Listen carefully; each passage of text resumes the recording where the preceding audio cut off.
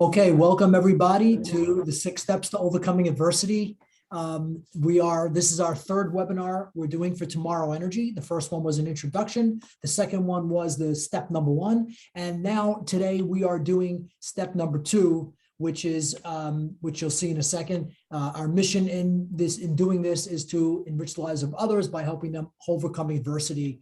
And hopefully we'll accomplish that today.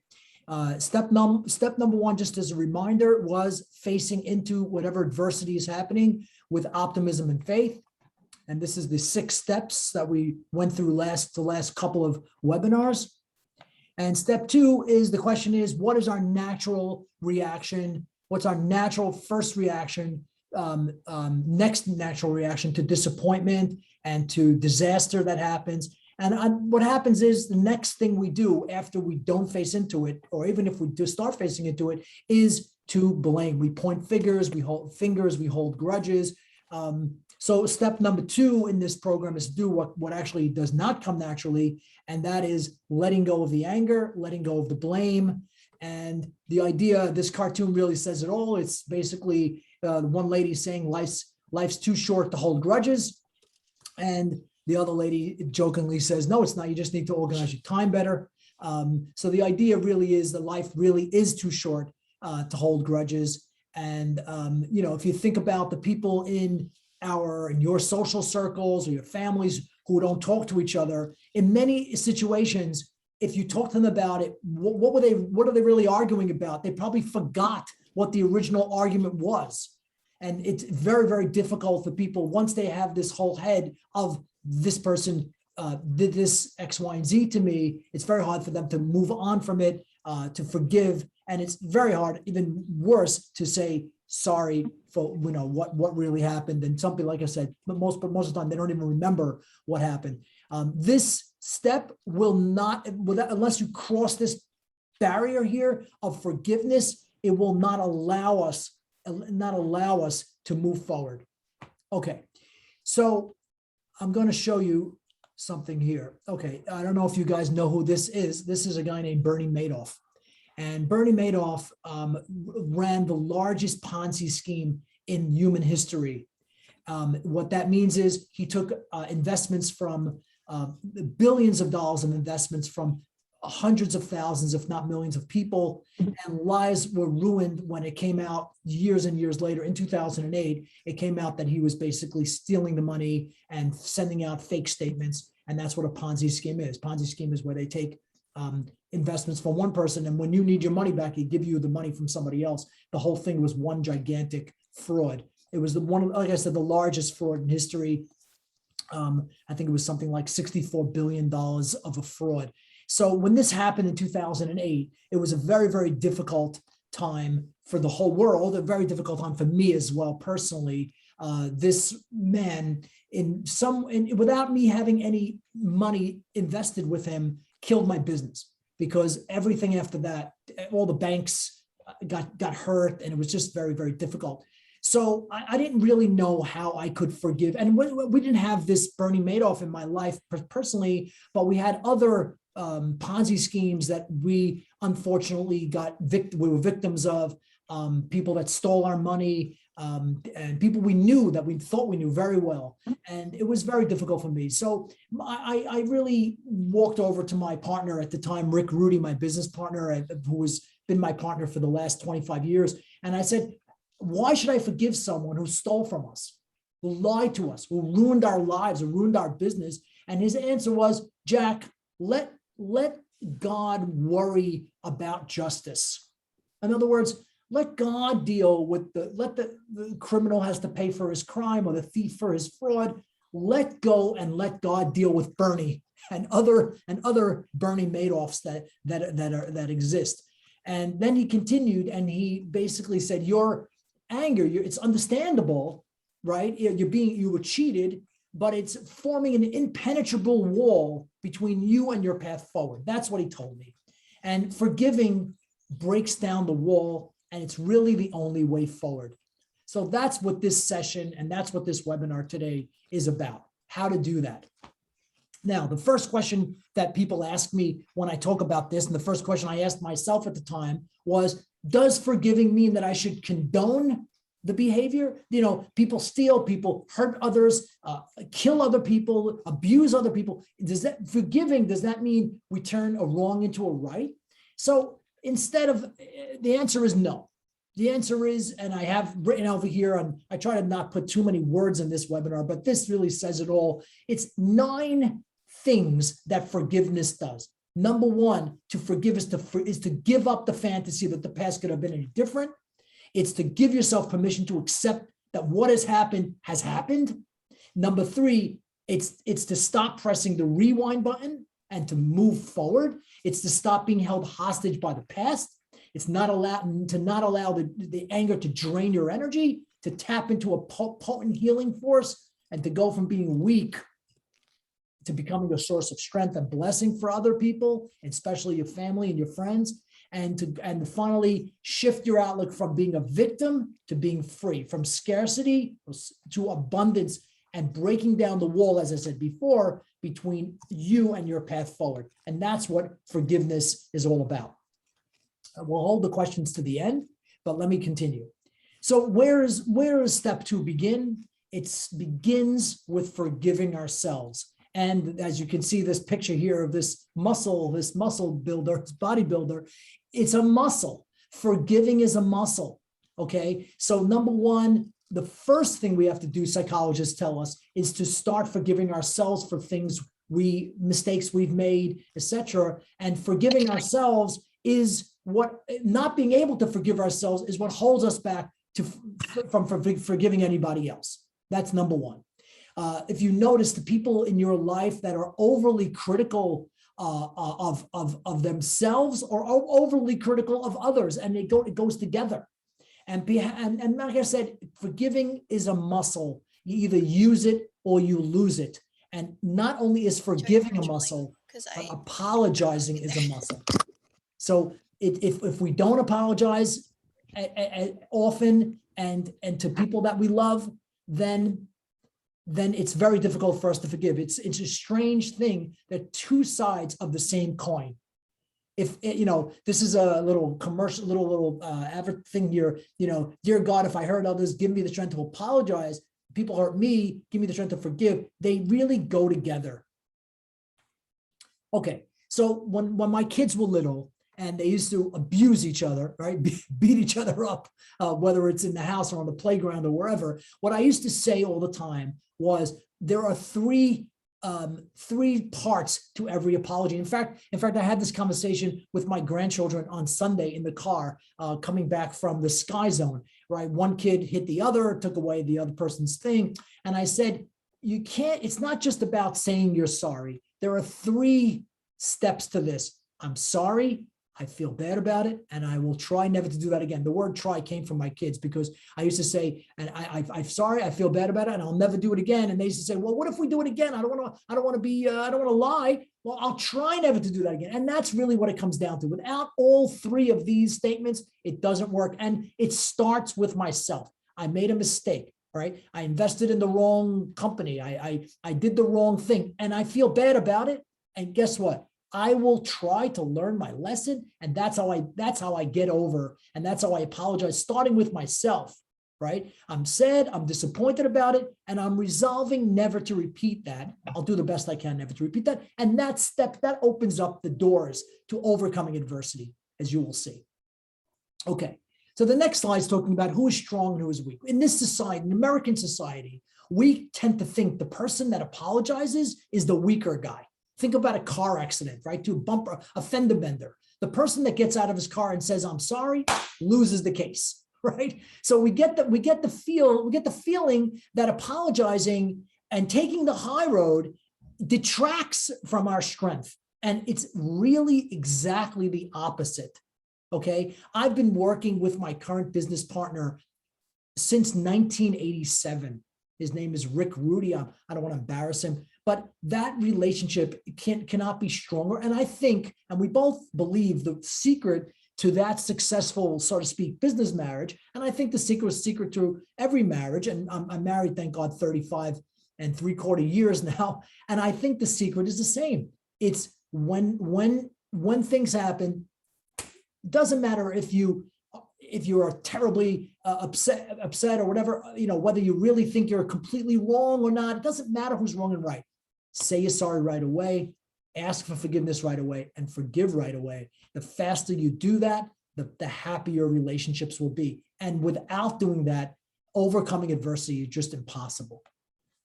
Okay, so in March of 2011, I was sure that our investment fund that we were running was going to fail. I was pretty sure. Everything was going the wrong way. We did a deal with a public company that went sour. The people there were crooks. So I actually picked up the phone and I made hundreds of calls to my investors and told them what was going on. And some of those calls were pretty difficult, okay? One of my long-term friends, since I was a young boy, I called him up and told him what was going on. He had a small investment with us. And he said, his answer after hearing my whole apology, his answer was, Jack, this is not over. You will pay for this. And he proceeded to start a class action lawsuit it failed, but it still brought a lot of pain to my life. I have to tell you, there was another investor who I had called right before that phone call. And this is an investor I also knew my entire life since I'm about 7 years old. And he lost about $12 million with us. And it was a lifetime of money. And I explained to him what was going on. And he said to me, he asked me a bunch of questions, how much of your own money did you have invested? And I told him, $40 million and everything else. And then he said, are you doing everything you can to get back as much as you can of our investment? I said, yes. What are you doing? And I told him. And then he said, Jack, why in the world are you apologizing to me? He said, God runs the world. Unfortunate things happen. You're doing the best you can. You don't have to apologize to me. And that touched me. That response, I will never forget, because that response to disappointment and to extreme adversity said everything about what kind of person he was. And he is. And he taught me through his actions and through his words that letting go liberates us and helps us become more productive and happier people. And so step 2 was a blessing that I learned the hard way, very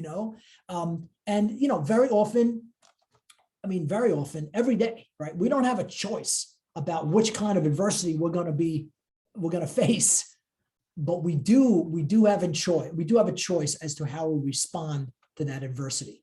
And that brings us to the next slide, which is, what's the difference between victimization and victimhood? So there's a book written by, in 2017, a woman named Edith Eger wrote a book.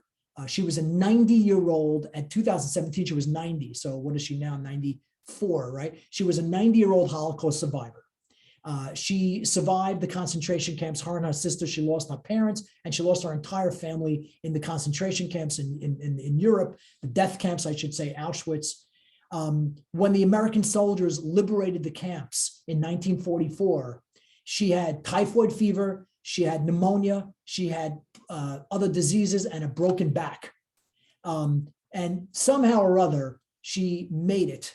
She survived. She emigrated to the United States, became a psychotherapist, and uses her experiences of overcoming adversity to help hundreds, maybe thousands of lives and other people overcome their adversity. And in her book, she talks about the choice. The name of the book is called The Choice. The choice is, do I want to be a victim, or do I want to stay a victim, or do I want to be free? And she says there's victimization, which you don't have a choice about. You could be victimized, and unfortunately, it happens, and it's happening everywhere in the world today. People are victimizing others, unfortunately, with abuse and terrible things that go on. But then there's something called victimhood. The former is what happens to you. The latter is how you respond to what happens to you. Victimhood comes from the inside, right? No one can make you a victim but you. So she says we become victims not because of what happens to us, but when we choose to hold on to our victimization. We develop a victim's mindset. a way of thinking and being that is rigid, blaming, pessimistic, stuck in the past, unforgiving, punitive, and without any healthy limits or boundaries. And that's a quote, it's an exact quote from this book, The Choice, which I highly recommend if you want to really understand this. You know, when you enter, unfortunately, when the victims of the Holocaust entered Auschwitz gates, it had a big sign in German. It said, "Albeit macht frei," which means work makes free. You know, they were trying to fool people into thinking that if you work, you'll be free. In reality is it was a death camp where they gassed people and they killed people, and literally hundreds of thousands of children were killed as well. It was a horrible, horrible thing. And later on in life, Edith Eger actually goes back to Auschwitz to visit the remnant, the museum of the camp. And she sees that sign on top, and she sees works makes free. And she originally thinks, wow, they're going to try to fool us and defraud us into subservience. But then she thought about it again, and she said, you know, work really does make free. And what work is that? It's the inner work. It's the inner work of being able to forgive ourselves for things we've personally done and forgive others. And that makes us free. Forgiveness, she writes, isn't you forgiving your molester for what he did to you. It is you forgiving the part of yourself that was victimized and letting go of all the blame. And that's what she says. So I thought, and I went to recently, I spoke to her myself, and we went on a webinar with her, and she's just an amazing, amazing person. And like I said, I recommend the book. So the choice is ours. Okay, so let's just talk about letting go. In 2006, I actually I ran a trip with American business people, men and women, and we visited Europe's death camps. We visited, and then we met with Holocaust survivors, and we sat and spoke to them about their experiences and what they had to go through.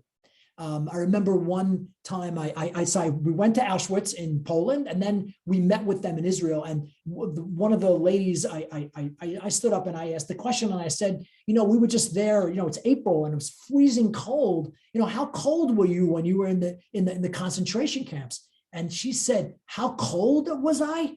How cold was I? You want to know how cold we were? She goes, I'm still cold. I still feel that freezing cold that I had to deal with in 1941 to 1944. And you know, just the experience that they had and the sadness that they still feel is just palpable. But what they all had in common was that they really didn't talk about the Holocaust for years and decades, until maybe the 80s, 1980s, 1990s. Then they started telling people about what they went through in Auschwitz and Treblinka and Dachau and Bergen-Belsen. They started telling people about it. But why weren't they talking about it for 30, 40 years before that? And the answer was they didn't want to harp on it.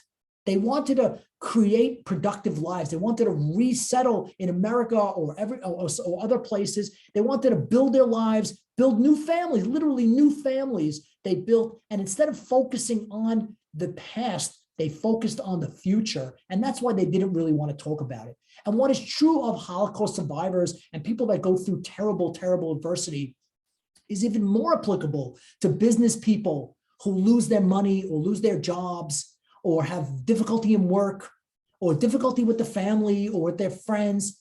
To move forward with our lives and be as productive as possible, we have to first let go of our anger, our resentment, and our bitterness.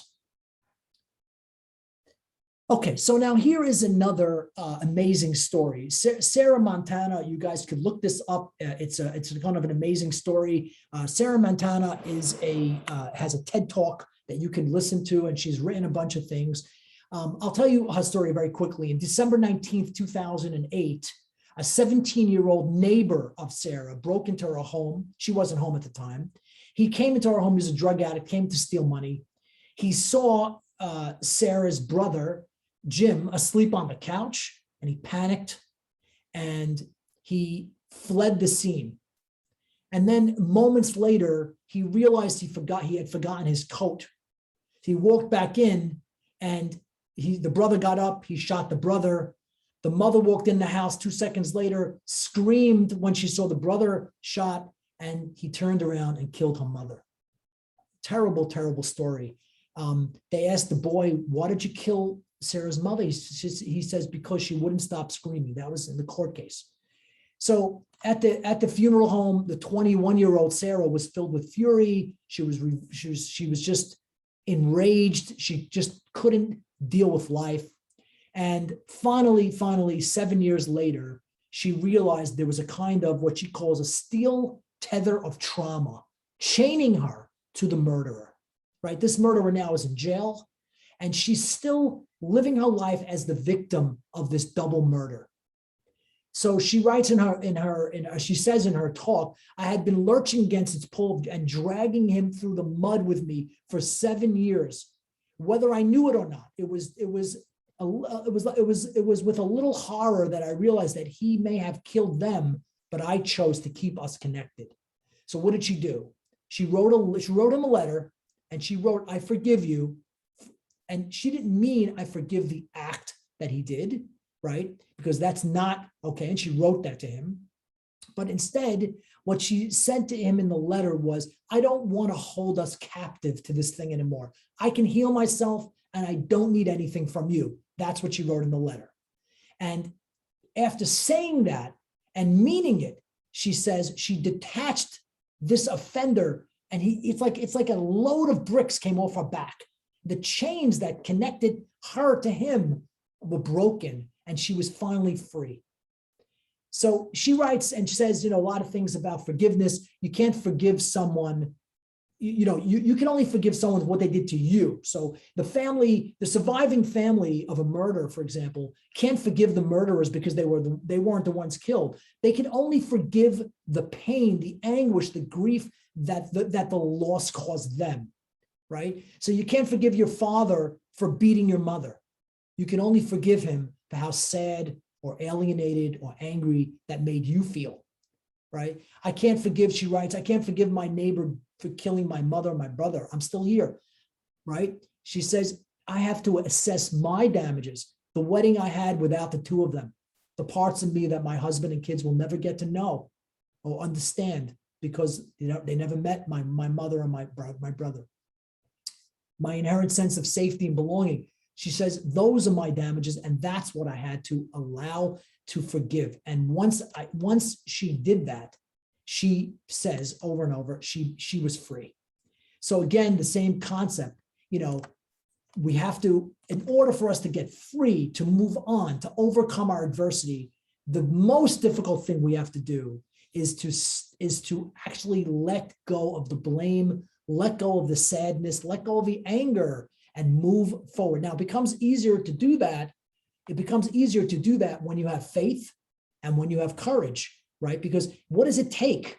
What does it take? It takes courage and it takes faith, right? So this little sign here, forgiveness requires faith, and faith requires forgiveness, right? So it's really both. So let's talk about me, right? If I make a poor investment, I'm in the investment business. If I make a poor investment, I have two choices, right? Number one, I could choose to courageously accept responsibility for it, forgive myself and everyone involved, learn the lessons and just move on. Very difficult. Or I can blame myself, or I can blame my advisor for introducing me to that investment or for letting me down. And then I become infuriated, I become resentful, I harbor a grudge maybe. And unfortunately, when you hold the grudge holds you, right? You're not holding a grudge, the grudge is holding you. So unfortunately, the second response is the more natural one, right?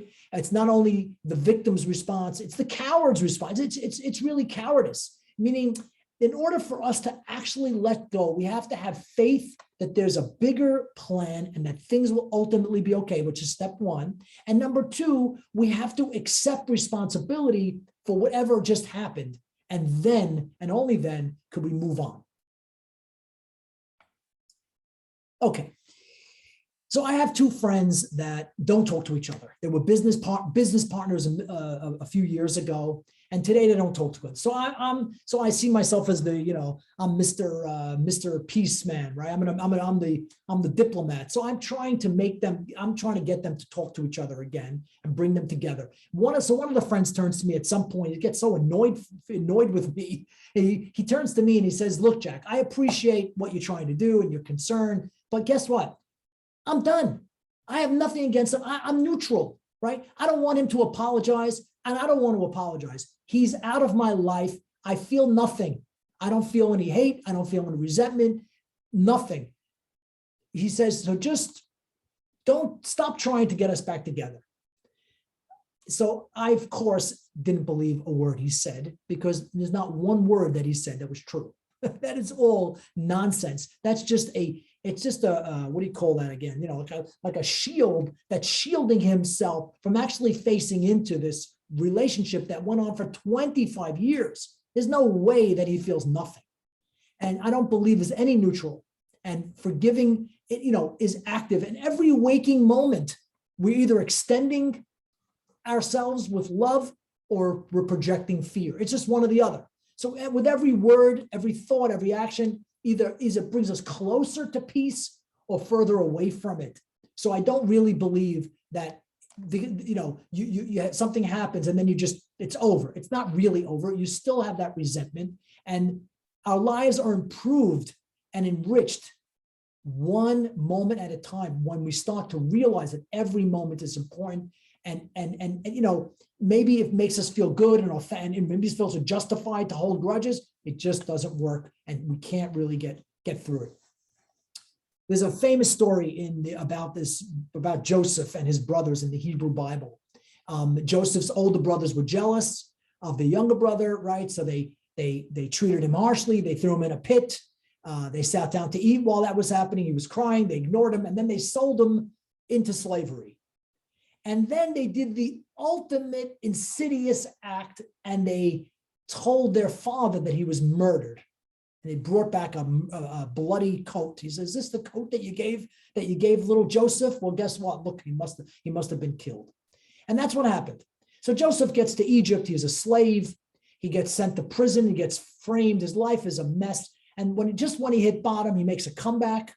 He rises to the top of Egypt. He helps the Pharaoh of Egypt with the economy. And years later, I think it's like 20 years later, according to the story, the brothers have a famine, and where they were, come to Egypt for food. They don't recognize him, and he's the one that now is dealing with them and, you know, resettling them really in Egypt. And now when they find out that it's really Joseph, oh boy, they're panicked. And his answer to them, I'll read it to you now. He says, "Don't be grieved and don't be angry with yourselves because you sold me into this here. It was in order that the family would survive, that God sent me to Egypt before you. God sent me before you to establish for you a place to live and a land to live in." And then later on, he says, "You did not send me here. God did." In other words, I'm not going to shoot the messenger. Right? You were just, and I know you meant harm. You meant to harm me. I know, but you were just the messenger. And I am not going to take all my suffering and my adversity and blame it on you. I'm going to accept it. I'm going to take responsibility as much as I can. And I am going to understand that I have faith in a bigger plan, and I'm not going to shoot the messenger. So every time you have a situation where somebody hurts you, you can either look at it horizontally or you can look at it vertically. If you look at it vertically, then that is just the mess. It doesn't mean you have to do business with the person that steals from you. Don't get me wrong. It doesn't mean you have to stay in an abusive relationship. I'm not saying that. But I am saying that if we just move ourselves past them, the way to do it is the way Joseph did it in the Bible. Okay.